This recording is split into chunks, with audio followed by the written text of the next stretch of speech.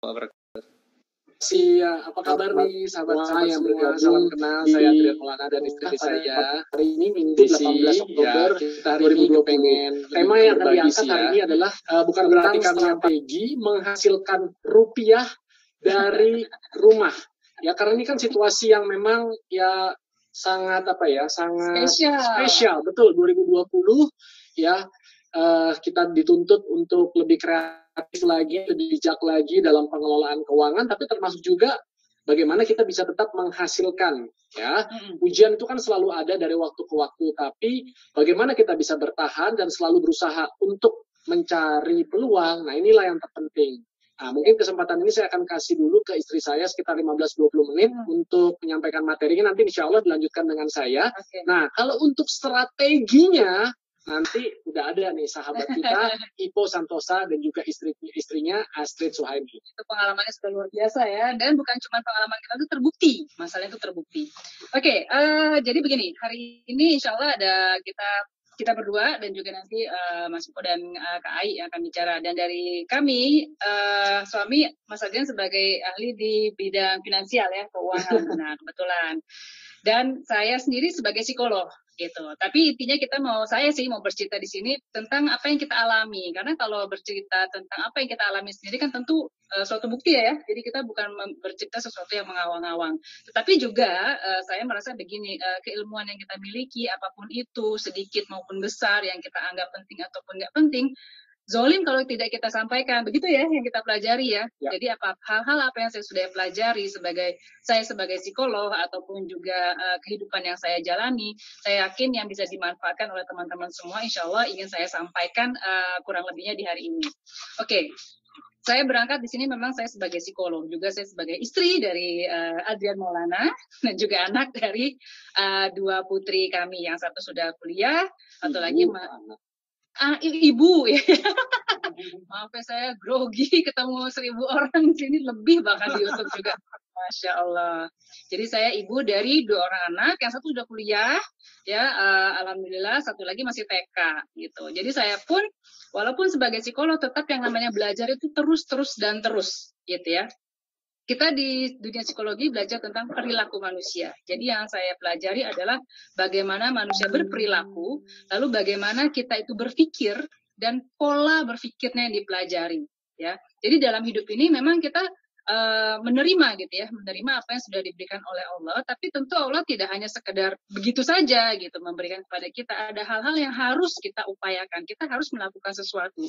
Maka dari itu kan kita diberi kemampuan otak ya berpikir, dan juga kita diberi anugerah yang namanya emosi. Nah, di sini letak kita sebagai manusia harus punya kemampuan untuk mengelola emosi. Gitu. Oke, kita bicara strategi menghasilkan rupiah dari rumah, gitu ya, dan terutama di masa seperti pandemi ini. Apa sih sebenarnya yang membedakan dulu dengan sekarang? Karena kan dari zaman dulu sebenarnya kita juga harus menghasilkan uang ya. Bukan hanya sekarang aja ya kan, bukan hanya gara-gara pandemi aja, cuma ternyata harus banyak melakukan penyesuaian.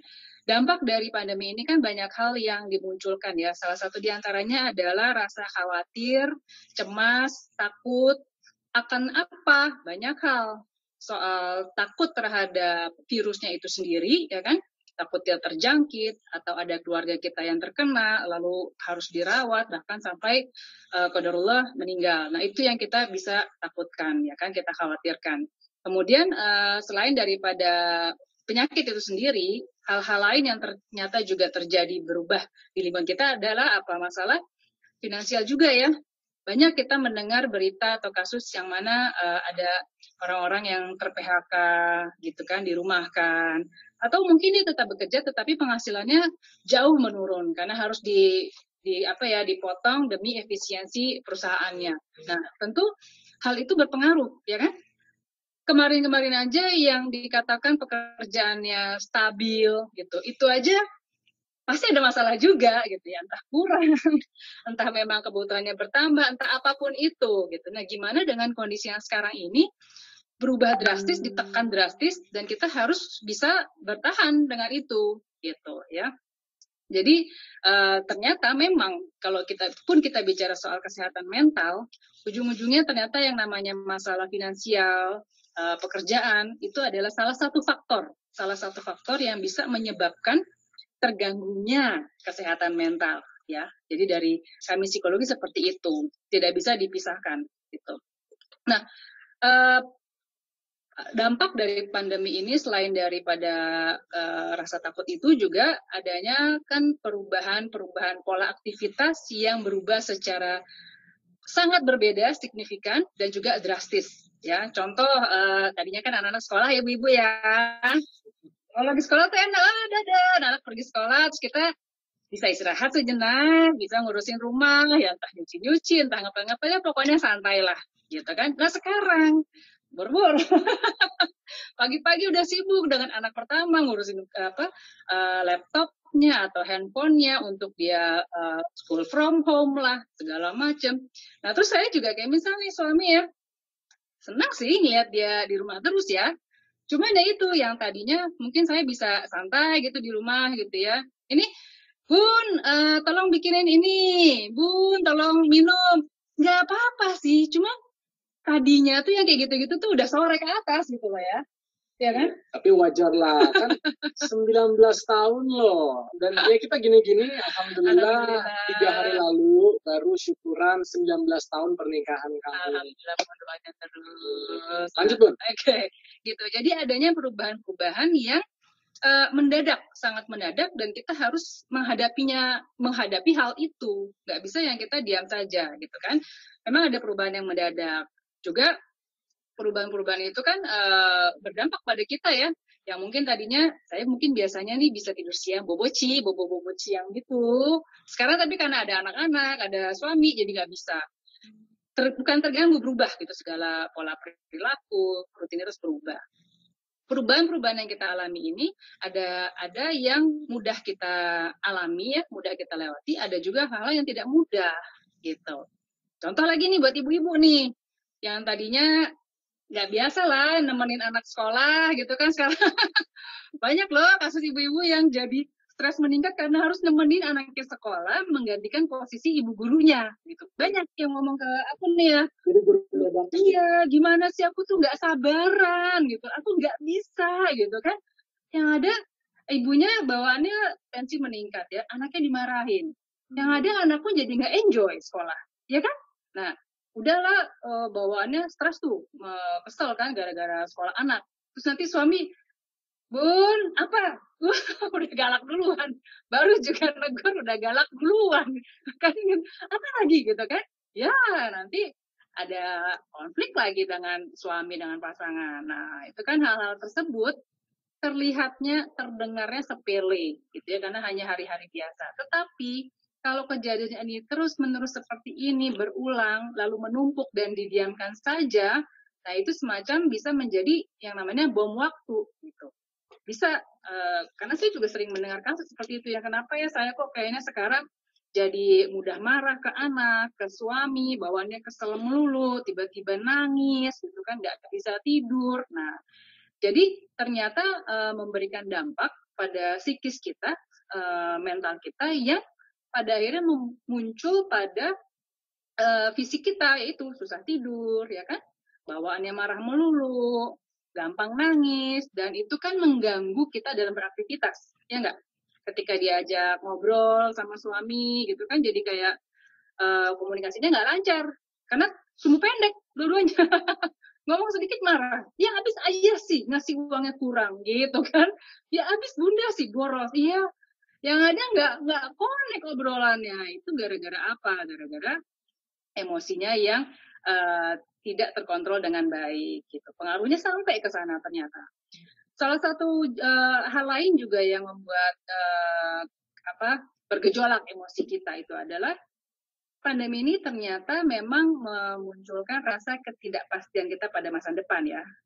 Selain daripada itu tadi ya, aduh kesehatan saya bakal baik-baik aja nggak sih ini dengan virus ini, aman-aman aja nggak sih ini, gitu. Selain daripada penyakit itu sendiri, tapi juga itu tadi, aduh ini pekerjaan seperti ini, gimana nanti saya mau menyekolahkan anak saya, kira-kira cukup nggak nih uang yang tadi rencananya investasinya udah untuk let's say 10 tahun gitu misalnya ya, sekarang kan harus berubah. Jadi dilihat segala-gala halnya itu di masa depan tuh terlihat tidak pasti gitu, dan memang alami dan lumrah sekali manusia itu kita takut akan hal-hal yang tidak pasti gitu ya. Tapi padahal ya kalau dipikir-pikir lagi, sejak sebelum ada pandemi, ada nggak ada pandemi, masa depan mah emang nggak pasti ya. Nggak ada yang tahu juga tentang ketidakpastian itu. Tapi seolah-olah sekarang ini kayak kita tuh benar-benar disadarkan akan ketidakpastian itu.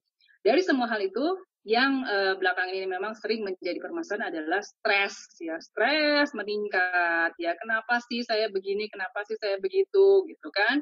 Kenapa ini terjadi pada saya gitu. Juga kita pernah bahas waktu di seminar dengan Mas Aderai juga ya, stres itu kaitannya juga dengan ada kaitannya terhadap fisik kita gitu. Jadi begini, stres ketika kita memikirkan sesuatu hal yang nggak enak kemudian muncul stres. Stres itu memunculkan yang namanya hormon ya, hormon kortisol, itu disebut hormon stres. Dimana ketika hormon itu muncul dan bahkan banyak, hormon tersebut justru akan menghambat efektivitas imunitas tubuh gitu. Jadi tubuh kita ini sudah dibekali dengan yang namanya imunitas ya, kemampuan untuk menjaga kesehatan tubuhnya, menangkal dari bakteri-bakteri luar gitu. Punya kemampuan itu sebenarnya tubuh kita. Tetapi ketika hormon kortisol itu muncul, imunitas itu menjadi ditekan gitu. Efektivitas jadi nggak bekerja dengan baik. Nah, ini makanya disebut kenapa stres itu bisa banget membuat kita sangat-sangat rentan terhadap yang namanya penyakit, berbagai macam penyakit. Maka dari itu, stres itu harus dihilangkan. Maaf, bukan dihilangkan, ya. Banyak yang merasa stres itu harus dihilangkan, tetapi stres itu bukan untuk dihilangkan, melainkan dikelola. Ya, di sini kuncinya. Stres pasti ada di mana-mana dan stres itu harus ada. Kenapa? Stres itu memberikan kita tanda, ya. Stres itu adalah persepsi kita terhadap adanya bahaya. Gitu. Jadi kalau kita menganggap ada bahaya di luar sana, di antaranya itu tadi ya penyakit, ketidakpastian itu kan bahaya. Nah, kita menganggap wah harus ngapain nih? Gitu. Nah, wah harus ngapainnya ini yang harus kita kelola dengan benar supaya kita memunculkan perilaku yang tepat dalam menghadapi rasa bahaya tersebut. Gitu ya. Jadi ya itu tadi misalnya kalau kita keluar ada penyakit, oke. Apa yang harus dilakukan kalau ada penyakit? Ya kan? Apa yang coba ya? Ada penyakit, ya sebenarnya sih kita perkuat aja imunitas tubuh kita. Oke, kita bisa perkuat imunitas tubuh kita dengan kita berolahraga, ya kan? Ya, memperkuat protokol dari dalam diri. Iya, jadi dari kita dulu nih, kitanya jaga imunitas tubuh, gitu kan? Jaga olahraga yang teratur, ya kan? Makanan bergizi, istirahat yang cukup, jaga kebersihan, cuci tangan, cuci muka, mandi, semuanya deh pokoknya. Suplemen juga boleh sebagai tambahan. Betul. Pokoknya kita melakukan apa yang bisa kita lakukan. Artinya kita berfokus pada diri kita sendiri, karena diri kita sendiri ini adalah hal yang bisa kita kontrol. Betul. Jadi kita berfokus pada hal-hal yang bisa kita kontrol, bukan pada hal-hal luar yang di luar kontrol kita. Stres tuh kalau mikir, aduh itu orang nggak pakai masker gitu.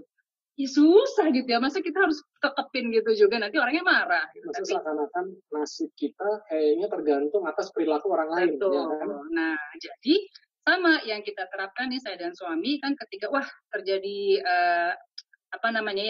pandemi dan perubahan segala macam. Ini fokus saya langsung, oke ya, pokoknya kita apa yang bisa kita lakukan, gitu. Kita bukannya nggak peduli pada yang di luar sana ya, peduli, tapi itu tadi kita kan nggak bisa kontrol. Jadi saya selalu bilang, oke ya, kita untuk menjaga supaya dapur tetap bekerja nih, ngebul katanya gitu ya, tetap bisa masak rendang. Saya nggak masak rendang sebenarnya, supaya tetap bisa beli rendang maksudnya. Itu apa yang harus kita lakukan? Oke, misalnya ini ada hal yang ternyata, wah kita nggak bisa begini, begitu, Bun. Oke, bagaimana cara kita menggantikan alternatifnya apa? Jadi terus mencari alternatif akan hal-hal yang bisa kita lakukan. Seperti itu. Ya, alih-alih kita hanya, aduh nanti gimana, aduh si ini begitu. Di luar sana, kita nggak bisa kontrol. Sulit sekali untuk kita kontrol. Jadi balik lagi, saya selalu penekanan itu. Berfokuslah pada hal-hal yang bisa kita kontrol, Lalu juga apa? Berfokuslah pada hal-hal yang secara rentang waktu dekat, artinya masa kini dan yang dekat-dekat aja. Let's say mungkin minggu depan, bulan depan. Jangan yang jauh dulu kalau sekarang ini. Kalau kita mikirin soal yang 20 tahun lagi, waduh agak agak sulit tuh ya. Tapi untuk saat ini lebih fokus ke yang dekat-dekat aja. Gimana kita bisa survive gitu ya, bertahan. Betul. Karena yang juga perlu disadari adalah saya selalu pakai moto ini, this too shall pass, bahwa hal ini itu pasti. Itu bahasa apa tuh barusan? Bahasa Padang. Oh, bahasa Barat ya, Sumatera Barat. Betul. Ya. Mentang-mentang betul makan steak tadi. Oh iya, jadi lidahnya tapi keluar bahasa Jepang nih kalau habis makan sashimi. Bahasa sederhananya gimana? Bahwa hal ini tuh akan berlalu. Memang saya nggak bisa bilang kapan pastinya, tapi akan berlalu. Itu kita punya mental, kita punya pikiran, itu harus kita ubah sendiri. Mindset kita, pola pikir kita yang kita atur, jangan kita menakut-nakuti diri kita sendiri. Itu kita harus berbaik sangka bahwa ini akan berlalu. Nah, tadi saya penekanannya pada harus berfokus pada apa yang bisa kita lakukan. Sekarang secara teknisnya, nah untuk bisa melakukan apa, tugas suami saya untuk kemudian menjelaskan, dan juga nanti mungkin Mas Iko dan Kak Ai yang juga akan meneruskan. Kurang lebih dari saya seperti itu ya. Ya, Ayah mungkin bisa lanjutkan. Ini jadi gimana? Bunda duduk di sini atau duduk di sini? Kita tes dulu kayak salah biar cepat. Ya, Karena saya nggak nyangka loh, 19 tahun nikah, istri saya gara-gara diduduk di kursi singgasana saya, kayaknya ngomongnya jadi pinter gitu loh, jadi was. Biasanya nggak secerewet ini. Apa ini dikit-dikit aja, dikit-dikit semuanya jadi cepat. Kita duduk ya gitu. Udah nggak sabar pengen ngomong soalnya beliau. Oke. Aduh, nih kelihatan nih. Jadi nanti teman-teman juga kalau supaya bisa fokus ya bekerja dari rumah dan bisa menghasilkan rupiah dari rumah, coba punya satu spot di rumah kita yang memang kita khususkan untuk kita kerja, untuk kita misalnya balesin WA, balesin email atau apa, supaya artinya apa sih, kita lebih punya kayak ada semangat gitu ya, untuk kita memang sadar bahwa apa yang kita lakukan di rumah itu adalah sesuatu yang insya Allah bermanfaat. Insya Allah juga nanti menghasilkan, dan harapannya adalah memberikan keberkahan. Ya, ini udah tadi malah ngomong aja nggak didudukin kan saya. Bismillah. Gimana? Udah pas ya. Nah, di kursi navigator. Iya, navigator. Kan kalau pilot di sini nih navigator. Oke, gitu ya. Jadi kalau tadi istri saya lebih banyak bicara tentang hal-hal yang sifatnya psikis ya. Saya tadi udah bilang, kalau untuk ngomongin strateginya tentang bagaimana kita bisa menghasilkan uang dari rumahnya, nanti itu ada porsinya Ipo dan juga istrinya. Saya kepengen berbagi tentang pengalaman hidup saya, karena dulu kan mungkin sahabat-sahabat tahu, saya adalah sebagai seorang pekerja seni, pemain sinetron, pemain iklan, TV presenter. Penghasilannya itu memang dari apa yang saya kerjakan. Kalau saya kerja, saya syuting, saya bawain acara, saya jadi presenter, saya dapat uang. Lalu pada saat misalnya kontraknya lagi nggak diperpanjang gimana? Saya nggak punya uang dong. Pada saat sinetron saya nggak dapat rating, kemudian saya gimana bayar cicilan? Waktu itu saya nekat ambil apartemen, saya nggak bisa bayar. Ya, saya pernah ambil mobil sampai kesulitan untuk membayar. Karena apa? Karena sumber penghasilan saya tiba-tiba berhenti. Sedangkan pengeluaran saya terus saja. Nah, jadi akhirnya kita harus berpikir bagaimana supaya setiap bulannya kita punya penghasilan rutin. Nah, tapi orang nih suka salah kaprah. Penghasilan rutin dia pikir adalah hanya dari gaji saja. Oh, tidak. Kita boleh jadi karyawan, kita boleh menjadi misalnya seorang pebisnis atau pengusaha, pedagang. Kita boleh juga menjadi seorang investor. Misalnya kan seorang investor, dia berinvestasi kepada sebuah misalnya perusahaan. Kalau perusahaannya bagus, menguntungkan, kita akan dapat bagi hasil. Atau misalnya ada orang berinvestasi punya rumah kos-kosan. Dia punya 10 pintu, satu rumahnya atau satu kamarnya misalnya disewa 800.000. Berarti bisa dapat 8 juta. Dia bayar misalnya ada orang yang kerja untuk bersih-bersih katakanlah 3 juta, dia bisa dapat bersih misalnya 5 juta setiap bulan ya. Tapi masalahnya cukup nggak penghasilan 5 juta setiap bulannya? Semua tergantung dari lifestyle kita ya. Nah, jadi intinya orang banyak nih yang suka nanya sama saya, Mas Adrian tuh udah lama nggak main sinetron gitu ya. Ya sekarang jawaban saya sederhana gitu. Untuk apa saya harus pergi pagi, pulang pagi seperti zaman dulu, 2 hari nggak pulang, ya, terus kemudian apa, saya nggak punya waktu berkualitas sama keluarga, kalau sekarang saya tetap bisa punya penghasilan yang saya kerjakan dari rumah, di mana saya sekarang bisa, alhamdulillah, bangun jam 4 pagi, saya bisa sholat 5 waktu ke masjid dekat rumah saya bisa lebih punya waktu berkualitas dengan istri dan anak saya dulu jarang-jarang nge-gymnya, sekarang alhamdulillah seminggu 4 sampai 5 kali saya bisa nge-gym, dan alhamdulillah sekarang saya nambah hobi baru lagi gitu kan, ada olahraga baru, sepedahan, golf dan lain sebagainya.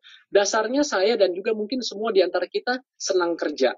Kita semua juga senang apabila kita diapresiasi dengan uang. Tapi tentu akan lebih senang lagi kalau kita bisa bekerja, menghasilkan uang dari rumah.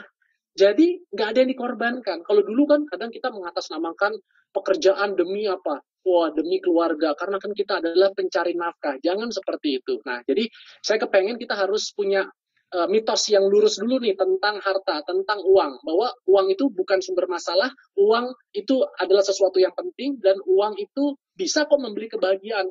Ada orang bilang uang sumber masalah. Tidak. Kenyataannya hidup kita akan lebih masalah kalau kita nggak punya uang.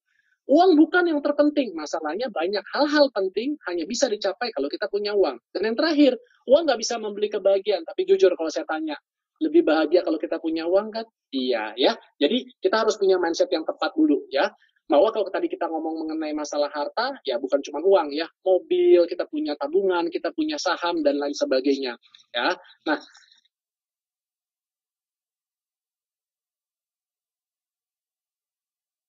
harta yang kita konsumsi kemudian habis, hal yang kita pakai kemudian usang, satu lagi harta yang kalau kita sedekahkan atau kita wakafkan di jalan Allah. Nah, jadi kalau kita pengen menjadi manusia yang beruntung dunia dan akhirat, kita lebih banyak deh untuk menitipkan harta-harta kita ke jalan yang Allah suka. Misalnya apa? Bangun masjid, bangun pesantren, bangun rumah tafis, kita sedekahkan anak yatim, bantu fakir miskin, ada orang lain yang misalnya terlihat utang yang keluarganya terdekatnya nggak ada yang bisa bantu sama sekali, mungkin kita bisa bantu, contoh seperti itu. Ya.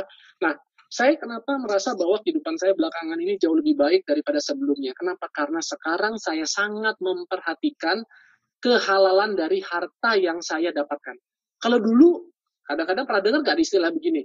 Jangankan cari yang halal, yang haram aja susah. Pernah kan ada mendengar seperti itu? Akhirnya apa? Orang suka menghalalkan segala cara. Dia korupsi, ya dia misalnya menyalahgunakan wewenang. Contoh seperti itu. Kita nggak mau. Karena saya yakin semua di antara kita di sini semua beriman bahwa kita nanti akan dimintai pertanggungjawaban dari mana asal harta kita dan kemana kita belanjakan. Ya, kalau di Islam mungkin ada 5 hal yang saya selalu perhatikan. Ada yang namanya wajib, ada yang namanya sunnah, ada yang namanya mubah, ada yang namanya makruh, ada yang namanya haram. Teman-teman semua tahulah kalau wajib artinya kalau kita tinggalkan kita berdosa, ya kan? Kalau haram artinya kalau kita lakukan ya itu namanya berdosa. Kalau sunnah kita lakukan dapat pahala. Kalau mubah ya itu boleh dilakukan, boleh juga tidak. Kalau makruh kalau misalnya kita lakukan nggak apa-apa, tapi kalau kita tinggalkan insya Allah itu akan berpahala. Contoh seperti itu. Nah, di Al-Quran aja kalau kita bicara halal, suka selalu disertai dengan kata toyib atau kata baik.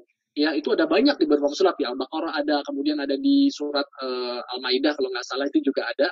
Nah, jadi saya kepengen bahwa kita semua yang hadir di sini mulai sekarang jangan sekedar berfokus untuk gimana caranya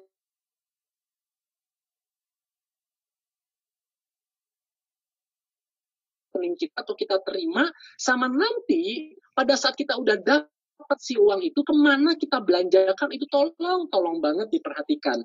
Kenapa? Saya udah pernah ini mengalaminya. Dapat uang banyak keluarnya tuh udah kayak apa ya, kayak kebocoran yang nggak jelas. Dapat aja ujian sana sini, mobil rusak, kacanya pecah, spionnya dicuri, ya rumah saya dirampok gitu. Padahal dapatnya banyak dulu penghasilannya. Jangan-jangan itu yang orang bilang bahwa harta saya itu nggak berkah, ya. Nah, jadi kita harus sangat memperhatikan itu ya, sahabat-sahabat semua. Nah, ciri-cirinya apa? Kalau supaya kita tahu bahwa harta ini berkah atau tidak. Yang pertama, dari harta yang kita nanti dapat, hidup kita akan terasa lebih bermanfaat nggak? Bukan cuma buat kita, tapi juga buat orang lain, keluarga kita, sahabat kita, tetangga kita. Kedua, hidup kita jadinya lebih tenang nggak gara-gara dapat harta itu? Jangan-jangan kita malah jadi nggak tenang. Kenapa? Karena ternyata harta itu kita dapat apa dengan ngebohongin orang, ngeculasin orang, ya. Kita nggak amanah. Yang ketiga apa? Membuat kita akan lebih dekat nggak dengan Allah. Ya, nah kalau untuk mencari harta, saya yakin semua keyakinan menganjurkan kita memang untuk bekerja, apalagi di agama Islam. Ya, bekerja itu disebutnya apa? Ibadah. Dan kita nggak boleh meminta-minta sama orang, tangan di bawah nggak boleh. Hanya 3 golongan yang boleh. Pertama, orang miskin yang kelaparan, orang yang bangkrut, usahanya, dagangnya, atau orang yang punya utang darah, dia harus bayar denda, tapi keluarganya nggak mampu. Ya, pokoknya asalkan segala sesuatu halal, legal, nggak menyalahi hukum, udah jual aja. Ya, sekarang saatnya kayak istri saya bilang apa? Survive, bertahan. Jangan karena gengsi, terus nggak mau kerja, nggak mau usaha. Sekarang kayak begini, susah cari kerjaan. Jadi mindset kita itu harus diubah dari yang tadinya berfokusnya mau cari kerjaan, tapi sekarang adalah apa? Menciptakan lapangan pekerjaan gitu. Dan nggak harus berfokus untuk saya harus bikin apa ya? Saya harus belajar masak nggak ya? Saya harus belajar ngejahit nggak ya? Kapan lagi? Gila, ini waktu udah di ujung tanduk nih. Kita udah nggak bisa lagi belajar saat ini. Belajar mungkin dulu. Sekarang saatnya tinggal kita jualan. Jadi apa? Mungkin kita bisa cari ada teman kita yang jago masak, teman kita udah punya produk apa, produknya teruji dan lain sebagainya. Itu yang kita jual. Kita fokusnya ke jualannya aja, distribusinya aja, ya. Dan yakin apapun kesulitan yang kita hadapi itu pasti akan ada kemudahan, ya. Itu kan ada juga tuh ya di surat Al-Insyirah ya, fa inamal usri yusra, inamal usri yusra, ya. Nah, jadi kalau kita bicara harta tadi ada kaitannya juga dengan yang namanya rezeki. Ada 3, rezeki yang dijamin, rezeki yang dibagikan, rezeki yang dijanjikan oleh Allah. Ya, nah ini kalau saya sama istri selalu berusaha. Sekarang ada 3, saya ambil aja intisarinya. Apa yang membuat kami ngerasa kok jauh lebih baik sejak kami berfokus untuk mencari penghasilannya dari rumah. Ya, yang pertama ciri-cirinya begini. Pertama, usaha kita, apapun nanti teman-teman ini ya, harus menghasilkan. Iyalah, kalau nggak menghasilkan ngapain kita kerjain. Yang kedua, apa yang kita usahakan harus bermanfaat. Sempat singgung. Yang ketiga, usaha yang kita jalankan dari rumah harus mendekatkan diri kita kepada Allah. Kalau ada ketemu hal yang seperti itu, jaga baik-baik. Pegang erat-erat, jalanin aja. Masalah hasil besar kecilnya itu nanti biar Allah yang akan berikan jalan. Yang penting kita tawakal aja. Ya.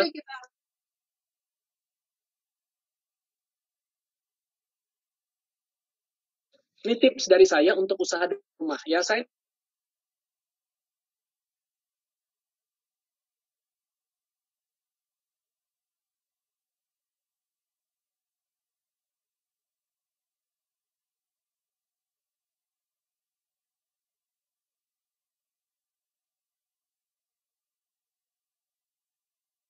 produk yang bisa kalau kita sama kalau bisa ringan. Jadi kalau kita mau kirim kemana-mana, mau sampai ke Papua sekalipun yang dari Jakarta, dari Sumatera, dari Aceh juga gampang, ya, dan hemat. Contoh seperti itu. Terus juga ya namanya usaha ya, kalau untungannya juga lumayan lah. Untungan lumayan itu berapa sih? Ya yang di atas 10% lah. Kalau misalnya punya usaha yang harga produknya 100.000, kalau bisa untungnya di atas 10.000 lah, ya. Kalau nggak kan capek aja, ya. Belum capek ngetik, belum capek misalnya bikin akun Instagram yang cakep, belum harus modal bikin handphone, apa beli handphone segala macam. Terus kemudian apa? Kalau bisa usaha tersebut kita juga jangan sendirian, tapi melibatkan orang-orang terdekat kita, pertemanan, bangun komunitas dan yang punya frekuensi dan visi misi yang sama. Insya Allah orang-orang yang soleh kalau udah dapat itu kita jaga baik-baik. Dan yang terakhir, nah kalau bisa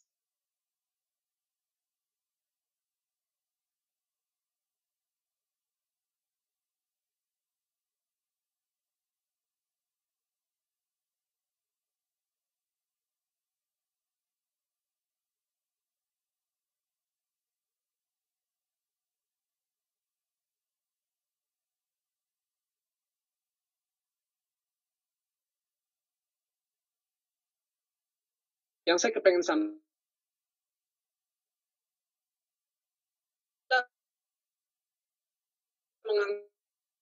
beratnya bertonton sama juga dengan itu ya teman-teman semua ya kita bisnis juga harus pakai dongkrak. Gimana caranya? Misalnya gini, tadi kita menjual sebuah produk, kalau kita jualan sendiri itu cuma bisa 5 biji atau 10 biji, ya kan?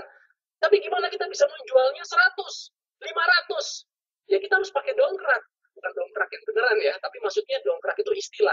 Kita bisa membangun kemitraan. Kita bisa memotivasi orang-orang lain untuk membantu kita. Contoh, kalau saya sama istri saya jam sendiri, saya jualan 10, istri saya jualan 10, kita cuma jual 20. Tapi kalau ada 10 orang kayak saya, ada 10 orang lagi kayak istri saya, masing-masing bisa jual 10, 10, 10, udah jadi 100. Dari istri saya 10, dia bisa jual 10 juga, udah jadi 200. Contoh seperti itu. Ya, tugas kita nanti apa? Kita adalah mementoring mereka. Kita ngajarin mereka, kasih motivasi, kasih arahan. Contoh seperti itu. Ya, dan kita sebagai pengusaha harus berusaha menjadi problem solver, menjadi solusi buat mitra-mitra kita, buat orang-orang yang kepengen kita bantu juga kehidupannya. Jadi fokusnya adalah apa yang saya bisa lakukan buat kehidupan orang lain. Insya Allah nanti Allah akan tolong kita dengan jenis usaha yang nanti akan memberikan keberkahan buat kehidupan kita. Ya, terus kemudian ya kita misalnya gini, aduh Mas Adrian apa ya usaha ya, soalnya gini loh, saya punya pertemanan kan orangnya ya nggak kayak Mas Adrian, misalnya orangnya elit-elit, orang-orang kaya semua gitu, orang saya teman-temannya tuh rata-rata orang miskin.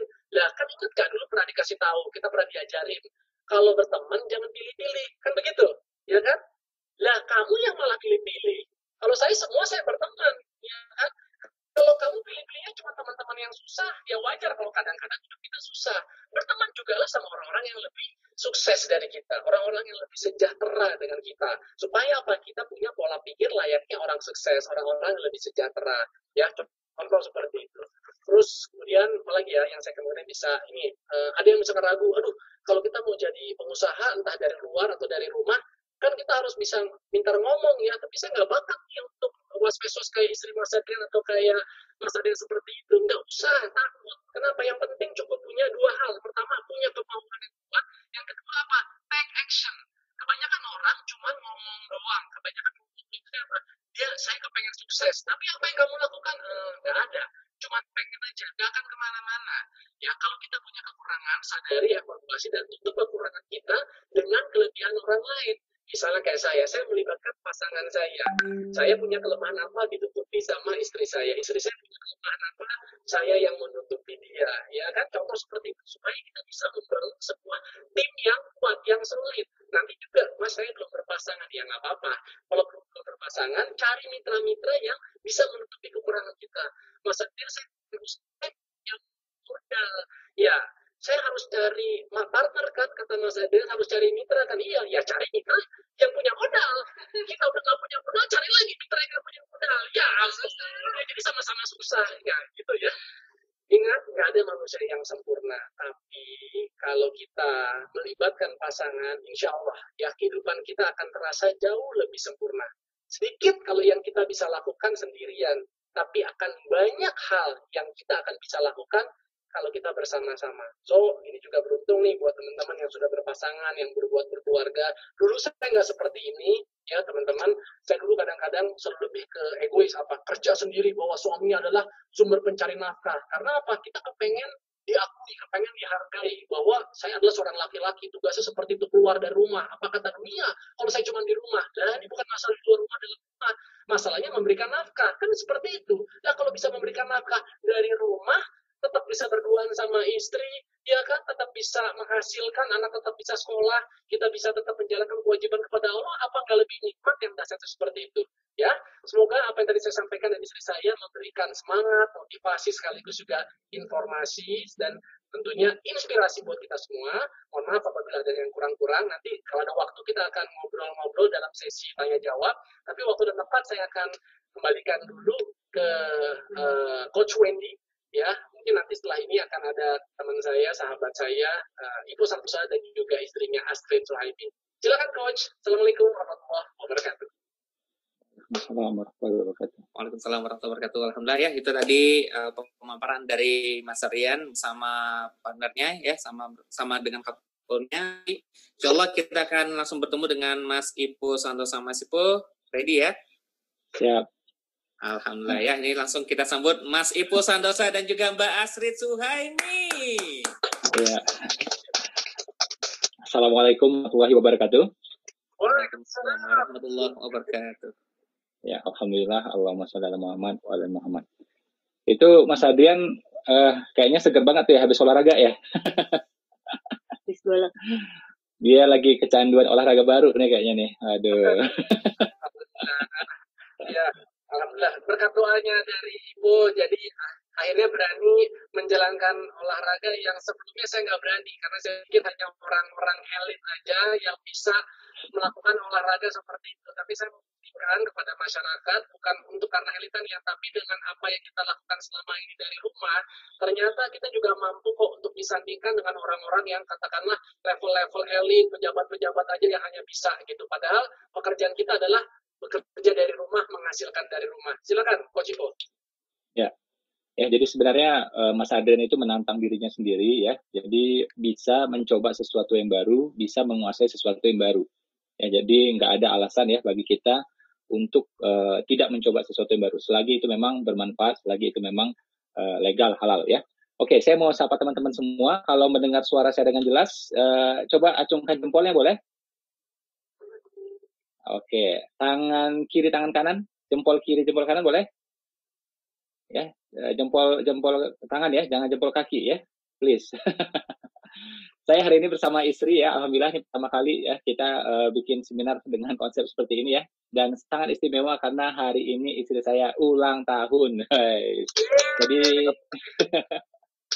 jadi mohon doa ya, doa buat istri dan tentunya juga buat saya, buat Mas Adrian ya, buat Mbak Desi, buat Coach Wendy ya, bersama istri juga. Mudah-mudahan rumah tangga kita ya dan teman-teman semua sakinah ya, tentram, bahagia, langgeng ya, dan paling penting dipertemukan kembali di surga. Amin gitu ya. Amin. Coba Bapak Ibu bayangkan ya, kita lagi jalan sama-sama ya dengan keluarga, dengan pasangan ke Jogja gitu. Tahu-tahu misalnya istri ketinggalan, ya anak ketinggalan, itu pasti nggak enak, ya pasti nggak enak, ya. Apalagi ketinggalannya lama banget gitu, oh pasti nggak enak. Nah, apalagi nanti di sana kan di surga kan, di sana ini bukan transit lagi sudah, itu udah tujuan terakhir sudah gitu kan. Nah, jadi kalau sekarang kita happy bersama, ya kita juga pengen nanti di sana happy bersama, insya Allah, ya. Bahkan Nabi Adam itu ya tidak sempurna kebahagiaannya ya, tidak sempurna kebahagiaannya sampailah dia dipertemukan dengan jodohnya. Wah, baru dia sempurna bahagianya. Oke, saya akan bahas beberapa strategi untuk menghasilkan uang, menghasilkan rupiah dari rumah. Insya Allah ini sangat-sangat praktis ya. Saya rancang ini sangat-sangat praktis. Teman-teman bisa menerapkannya. Insya Allah yang uang terbatas juga bisa, ya. Yang apa-apa terbatas, insya Allah pasti bisa juga, ya. Boleh, Mas Wendy ditanyakan kan di slide pertama, ya. Yang berikutnya boleh. Nah, ini menarik nih ya. Nanti saya mau sambil jalan diskusi sama Mas Adrian juga. Ini income tambahan ya, income tambahan buat teman-teman. Ya, terserah mau pakai yang mana. Double job boleh. Ya, contohnya gini, kita kerja ya dari pagi sampai sore gitu ya. Terus malam kita ngejob lagi di mana? Silahkan. Ya, atau Sabtu Minggu ngejob di mana? Silahkan. Ya. Kalau saya pribadi nggak rekomen, ya. Saya pribadi nggak rekomen gitu. Terus ada lagi menjual skill misalnya. Ya, teman-teman misalnya bisa web design, bisa desain gambar, bisa menjahit, ya, bisa memasak. Nah, jual skillnya, silahkan. Atau menjual rutinitas. Nah, ini menarik, ya, terutama buat ibu-ibu, kaum hawa, gitu. Misalnya nih, ya, kita sekalian masak. Kenapa nggak sekalian, ya, kita bikin juga masakan untuk dijual, gitu. Kita mencuci. Kenapa kita nggak sekalian, ya, menjual jasa laundry, gitu. Ya, termasuk juga menjahit dan seterusnya. Atau yang keempat, bisnis online. Nah, ini saya sangat rekomen ya, karena bisa dilakukan dari rumah. Ya, karena simple banget ya, modalnya WiFi, W-I-F-I. Ya, ini bukan WiFi biasa ya, tapi WiFi ya. W-nya adalah WhatsApp, I-nya adalah Instagram, ya, F-nya adalah Facebook, I-nya yang terakhir adalah internet, WiFi. Ah, ini semua orang bisa praktek, langsung menghasilkan. Ya. Bukan WiFi. Wife itu yang utama. Oh, iya. Nah, yang kelima adalah menemukan harta karun. Nah, ini kalau ketemu silahkan. Tapi kalau rasa-rasa yang susah, jangan dipikirkan. Ya. Ini bercanda aja yang kelima. Ya. Kita buka slide yang berikutnya. Nah, saya dan istri, ya, itu kita memilih berbisnis dari rumah. Ya. Berbisnis dari rumah, ya, menghasilkan rupiah dari rumah. Bahasa saya, nyetak rupiah dari rumah. Gitu. Ya. Nanti saya mau tanya-tanya juga sama Mas Adrian gitu ya. Nah, ini ya saya dapat pengalaman yang luar biasa, ya. Itu dari pembatik di Kota Batang ya, yang diajarkan oleh syekh mereka, guru mereka, kiai mereka ya 100 tahun yang lalu lebih ya. Batang ya, di Kota Batang itu sekitar 1 jam dari Pekalongan ya. Jadi kiai mereka ya mengajarkan mereka para santri ini, santri wanita untuk membatik ya. Kenapa membatik? Pertama, menghasilkan rupiah, tetap di rumah, ya, kemuliaan bagi wanita, ya, menghasilkan rupiah, tetap di rumah, ya. Dan membatik itu apa? Melatih kesabaran. Karena sabar ini adalah memang kuncinya ya ke surga gitu. Dan wanita, ya, itu apa-apa selalu kena dampaknya kalau terjadi sesuatu. Ya, misalnya ya, suami di PHK, ya, ujung-ujungnya istri yang sengsara. Ya, suami yang keras, ya, main tangan misalnya. Ya, istri yang kena. Suami nggak ngerti agama, ya, istri juga yang kena. Makanya stok sabar bagi wanita mesti banyak. Ya, tapi bukan sembarang sabar, tapi apa? Sabarnya demi jannah. Di rumah menghasilkan rupiah, sabar demi jannah. Itu konsep mereka. Wah, ini bagus banget menurut saya. Ya, itu dari Kiai Rifai, ya. Beliau adalah pahlawan Indonesia, ya, termasuk yang melawan Belanda sampai akhirnya Belanda mengusir dia, dibuang ya sampai ke Manado gitu, ya. Nah, itu saya belajar ya dari santri-santrinya generasi kesekian gitu. Nah, sekarang kita tidak harus membatik. Caranya apa? Ya ini dia, optimasi ya. Ini mohon maaf ada ejaan salah satu huruf ya. Optimasi Wi-Fi, ya. Wi-Fi itu udah jelas di samping kita, ya kan, di samping kita. Ya, Wi-Fi di sini adalah singkatan, saya ulang ya, WhatsApp, Instagram, Facebook, internet, gitu. Nah, guru kita ya, almarhum Ustadz Arifin Ilham selalu mengingatkan kita untuk zikir, ya. Ada namanya zikir lisan, ya, agar usaha kita, bisnis kita lebih berkah dan juga mengundang rezeki. Ya, saya menyebut itu sebagai ziz lisan, zikir, istighfar, sholawat. Tapi ada juga yang namanya ziz tindakan. Apa itu? Zakat, infak, sedekah. Nah, kalau kita bungkus ya bisnis kita dengan ini, kita taburi bisnis kita dengan ini, insya Allah lebih berkah. Ya, tadi Mas Adrian bolak-balik cerita ya bahwa yang penting itu adalah berkahnya. Kalau berkah, insya Allah pasti cukup. Ya, kalau berkah, insya Allah pasti cukup. Kalau nggak berkah, walaupun angkanya gede, nggak cukup-cukup. Dan uang itu kayaknya tuh mudah datang, mudah pergi gitu. Nah, kalau berkah tuh dia nempel deh, ya, nempel rasanya gitu. Ya, kita lanjut slide yang berikutnya. Ya, jadi bagi kita berkah itu harga mati. Saya ngasih singkatan ya, berkah itu berkah ya, berhasil karena Allah gitu ya. Kita lihat ya slide berikutnya.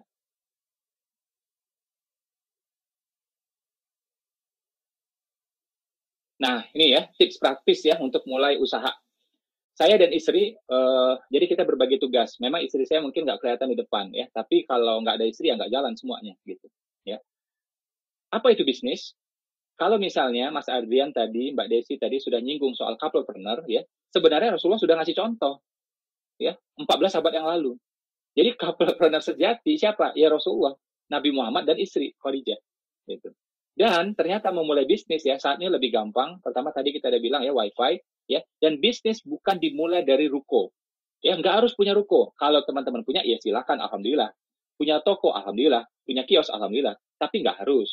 Bukan dimulai dari mesin. Harus punya mesin ini, mesin itu, ya, akhirnya buka bengkel, nggak harus. Kalau punya, silakan, nggak apa-apa. Bukan juga harus, apa ya, SDM, rekrut karyawan, ya, ada staffnya, ada supervisornya, manajernya, nggak harus. Boleh, tapi nggak harus. Bisnis dimulai dari apa? Dari nama baik, niat baik, dan penawaran. Cuma itu. Kita niat baik. Kenapa niat baik? Ya, aku pengen menafkahi keluarga. Niat baik. Ya, Allah sudah kasih potensi ke aku. Ya sudah, kita manfaatkan potensi itu. Niat baik. Terus apa lagi? Nama baik. Kenapa? Ya, kalau nggak ada nama baik, orang nggak mau transfer ke kita. Ya, kalau kita ada trust, ya, orang trust sama kita, orang transfer. No trust, no transfer. We trust, we transfer. Ya. Kemudian apa? Penawaran. Ini kata kunci. Jadi mohon maaf ya, ini kadang-kadang orang pinter ya. Gelarnya tinggi, S1, S2, tamat dari kampus favorit gitu ya. Atau juga mungkin masuk di perusahaan-perusahaan besar, ya, atau mungkin rankingnya luar biasa, IPK luar biasa. Nggak ngerti hal sesederhana ini. Ya, jadi bisnis itu langsung berpikirnya rumit, ribet gitu. Enggak. Bisnis dimulai dari apa? Penawaran. Nama baik kita sudah bangun, insya Allah. Niat baik kita sudah punya. Terus apa lagi? Penawaran. Nah, kalau kita lakukan penawaran, insya Allah jualan. Gitu. Penawaran zaman sekarang lebih mudah. Pakai apa? Pakai Wi-Fi tadi. WhatsApp, internet, Facebook, WhatsApp, Instagram, Facebook, dan internet. Simpel banget. Ya. Kalau mau tambah lagi, ini terakhir boleh juga. IPO, ya. Nggak apa-apa, boleh juga. Oke, kita kembali ke slide yang berikutnya tadi ya. Nah, jadi zaman sekarang ya, teman-teman itu bisa menghasilkan uang lebih mudah lagi, insya Allah. Ya. Kita buka slide berikutnya. Jadi bisnis bukan dimulai dari ruko, ya, dan semuanya bukan, ya. Nah, setiap kali kita menawarkan, itu memang, ya mohon maaf ya, capek. Ya, menurut saya itu adalah proses dari menanam. Ya, proses dari apa? Boleh diucapkan? Gerakan mulutnya, saya bisa baca gerakan mulut sekarang, udah terlatih ya. 7 bulan pandemi, Zoom terus, saya udah bisa baca gerakan mulut gitu ya. Nah, dari yang disebut namanya menanam, ya kita coba-coba ya menawarkan, ya ikut seminar, ikut Zoom seminar, Zoom trainingnya, itu proses dari menanam. Insya Allah pasti berbuah. Ya. Dan kita punya bekal ya, benih tanaman yang kuat. Apa itu? Niat baik, nama baik. Terus apalagi? Nah, dibungkus tadi itu zis, amal soleh. Ada sedikirnya, ada istighfarnya, ya kan? Nah, itu bagian dari menanam semuanya. Insya Allah pasti berbuah. Allah itu maha pengasih, maha penyayang. Ya, kita kena hujan aja, dikasih apa? Doa makbul. Kita lagi safar, perjalanan, ya, misal kita jalan ke Bogor, ke Bandung, hitungannya safar, dikasih lagi apa? Doa makbul, dosa gugur. Ya, kita lagi sakit, dosa gugur. Ya, kita lagi yang wanita ya, misalnya menyusui, melahirkan, dosa juga gugur. Doa makbul. Pokoknya kita capek dikit aja, susah dikit aja, Allah langsung ganti. Nah ini sama nih, belajar ini kadang-kadang capek. Coba-coba itu capek. Jujur aja kita ngomong, emang capek kok, saya bilang nggak capek. Menawarkan, terus ditolak, itu capek. Ya, tapi insya Allah ya, niatnya kalau benar, itu bagian dari menanam semuanya. Ya. Dan kenapa aku bisnis? Ya, Nabi bisnis kok. Istri Nabi bisnis kok. Kakek Nabi ya, itu generasi 5 ke atas ya. Mohon maaf saya lupa namanya ya. Tapi ini 5 di atas Nabi gitu ya. Jadi Nabi, ayah Nabi, kakek Nabi, sampai yang kelima ini. Nah, itu dulu sudah membuat ya semacam rumah pengusaha. Jadi kayak Kadin gitu loh. Kayak Kadin, kayak Hipmi ya, itu bikin di Mekah. Tempat ngumpulnya para pengusaha. Ayah Nabi pengusaha. Meninggal ya, bukan lagi jalan-jalan. Bukan karena wisata, bukan. Meninggal dalam perjalanan bisnis, dagang, usaha. Ya. Bukan jalan-jalan, bukan wisata, bukan. Ya. Terus Nabi ya, dagang kan, ikut pamannya. Sejak usia 10 tahun, ada yang mengatakan 12 tahun. Ya. Nah, Nabi pun ketahuan ya kenabiannya, ya waktu itu seorang pendeta melihat dia ya, itu ketika ya dalam perjalanan dagang, bukan wisata, ya bukan pleasure, bukan gitu. Dagang semua. Kemudian usia 17 tahun beliau dagang sendiri, nggak ikut pamannya lagi. Usia 25 tahun ya, itu merger sama Khadijah, salah satu wanita terkaya di Mekah. Sekian persen harta di Mekah itu adalah miliknya Khadijah. Ya. Jadi bayangkan kakeknya Nabi, ayahnya Nabi, Nabi sendiri, istri Nabi, pengusaha semua. Mertua Nabi, pengusaha juga. Abu Bakar namanya. Menantu Nabi, ya, menantu Nabi itu ada beberapa. Salah satunya Ali yang terkenal, ya, tapi jangan salah, Utsman juga menantu Nabi. Ya, 2 anak Nabi dinikahin sama Utsman. Yang pertama, ya, kemudian meninggal, terus lagi menikah sama yang ini. Ya, Utsman juga menantu Nabi, pengusaha. Ya, jadi dari kakek, ya, paman, ayah, dirinya, istrinya, mertua, menantu, pengusaha semua. Jadi ekosistem pengusaha yang luar biasa. Jadi nggak usah minta kalimat motivasi dari saya, dari Mas Adrian. Saya pengen jadi pengusaha, Mas Ipo, gimana kalimat motivasinya? Lihat aja tuh contoh, udah banyak. Ya, udah banyak contohnya. Apalagi coba. Nah, kita lihat lagi ya, 4 khalifah, 3 pengusaha. Abu Bakar, Umar, Utsman. Ya. Kita cek juga sahabat 10 orang yang dijamin masuk surga, itu 8 adalah pengusaha. Ya. Kemudian berkembang ya 4 mazhab yang besar. Mazhab paling besar adalah Hanafi. Ya, Abu Hanifah. Imam Hanafi adalah pengusaha, sangat kaya, pengusaha sutra ya dan minyak wangi. Terus Islam menyebar ke seluruh Nusantara ya, Indonesia, Malaysia dan sekitarnya. Ya, siapa yang menyebarin? Pengusaha juga. Ya, pengusaha juga. Ya, ada teori Jawa Timur, ada teori Baros ya, Sumatera Utara, ada lagi teori Aceh, macam-macam teori, tapi poinnya sama, pengusaha semua. Ya. Terus Wali Songo, wali yang pertama siapa? Maulana Maghribi. Apa proyeksinya? Pengusaha besar. Pendiri Muhammadiyah, pengusaha. Pendiri NU, pengusaha. Ya. Kemudian ada sebuah organisasi ya yang besarnya ya kemuliaannya, pengaruhnya sama seperti Budi Utomo. Apa itu? Serikat Dagang Islam. Dari nama udah ketahuan, nggak usah saya jelasin. Jadi dari Nabi sampai itu ya Indonesia pengusaha semua. Dari tanah suci sampai tanah air pengusaha semua. Terus kita masih nanya, Mas Ipo gimana cara mau jadi pengusaha? Apa motivasinya? Lah ini cerita apa coba? Ya. Nah, jadi kita ya insya Allah sudah ranah yang tepat ya untuk mulai usaha gitu. Dan usaha dimulai dari apa? Nama baik tadi. Nama baik niat baik ya. Nabi itu namanya sangat terjaga. Sampai digelari apa? Al-Amin. Muhammad yang mana? Itu Muhammad yang terpercaya. Orang yang mana? Itu tuh, yang Al-Amin itu. Ya. Bisa dipercaya, jujur, dan barang di tangan dia itu laku. Nah, jadi Al-Amin itu ya, artinya kan kalau bahasa Inggrisnya Mr. Credible. Bukan semata-mata jujur. Tapi ya, barang di tangan itu laku. Ada orang jujur nggak? Jualan. Ya. Atau barang terjual, uangnya hilang. Nggak ketahuan uangnya mana gitu. Nah, kita pengen itu jujur, tapi juga bisa diandalkan. Nah, itu namanya kredibel. Ya. Nah, Nabi Muhammad gelarnya saat itu adalah Al-Amin. Ya, Muhammad yang mana? Al-Amin. Oh, langsung orang tahu satu Mekah. Ya, sampai di telinganya Khadijah. Akhirnya Khadijah ngetes ya sama beliau bisnis gitu ya, barang dagangan dibawa ya melalui asistennya, laku dan jujur, santun banget orangnya, kalau makan juga bareng sama yang lain, janjian sama orang on time ya. Terus kalau orangnya telat ditungguin sama dia, selalu senyum ya. Kalau dia makan selalu ngajak orang sekitarnya ya. Akhirnya mereka menikah, Khadijah dan Nabi kita. Ya, kembali slide yang tadi. Nah, ini kita mau tunjukkan ya poin-poinnya agar teman-teman bisa mendapat solusi insya Allah. Ya. Bisa mendapat solusi praktis ya. Tadi saya bilang soal menanam ya, soal menanam insya Allah pasti berbuah. Berbuahnya apa? Balik ke layaran tadi boleh. Berapa? Insya Allah kita berkah tuh ya, yang berkah itu insya Allah dapat satu hal ya, tabungan kebaikan juga dapat. Tapi hal-hal yang sifatnya dunia pun kita dapat. Ilmu dapat, relasi dapat, profit dapat. Jadi sabar aja jadi pengusaha. Kemarin tuh saya agak gemes ya sama salah satu orang mitra. Ya, cerita gitu. Dia cerita, saya kerja, kemudian resign. Kemudian mulai usaha ya, bermitra sama Masipo. Oke. Terus apa masalahnya? Saya baru bisnis nih sama Masipo 2 bulan. Oke. Terus ya uang saya belum seberapa sekarang. Oke. Ya udah itu aja dia bilang. Ya udah. Setelah gini, berapa lama kerja? Lebih dari 10 tahun. Oke, lebih dari 10 tahun. Sekarang baru 2 bulan berbisnis sama saya.